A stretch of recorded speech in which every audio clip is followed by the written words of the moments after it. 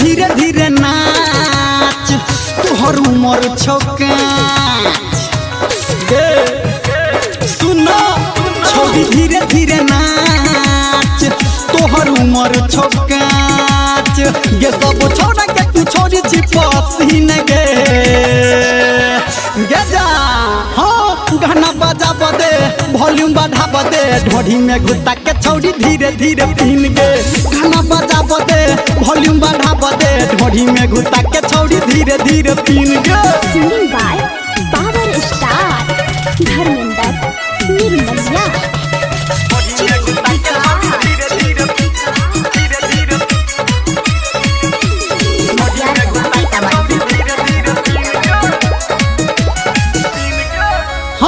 तोरे पे छै सबके नजर गे लागा गिरबे तू बजर गे बात कहै छियो साच गे कहनी लगा बदे आँच गे कहनी लगा बदे आँच गे तोरे पे छै सबके नजर गे लागा गिरबे तू बजर गे बात कहै छियो साच गे कहनी लगा बदे आँच गे तू त छौड़ी छी बड़का हो सीन गे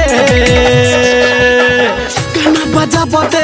वॉल्यूम बढ़ा बदे ढोढ़ी में घुटा के छौड़ी धीरे धीरे पीन गे गाना बजा बदे वॉल्यूम बढ़ा बदे ढोढ़ी में घुटा के छौड़ी धीरे धीरे पीन गे।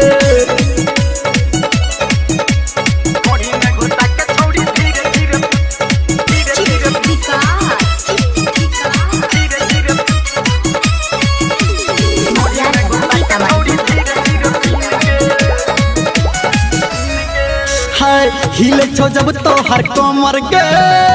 कातिल तोहर नजर गे सच कहो धर्मेंद्र गे राइटर संटू के अंदर गे राइटर संटू के अंदर गे हिले छो जब तोहर कमर गे कातिल तोहर नजर गे सच कहो धर्मेंद्र गे संजय गौतम के अंदर गे तू त लागा छी छोड़ी नमकीन गे हाँ गाना बजा बदे वॉल्यूम बढ़ा बदे ढोढ़ी में घुटा के छौड़ी धीरे धीरे पीन गे गाना बजा बदे वॉल्यूम बढ़ा बदे ढोढ़ी में घुटा के छौड़ी धीरे धीरे पीन गे।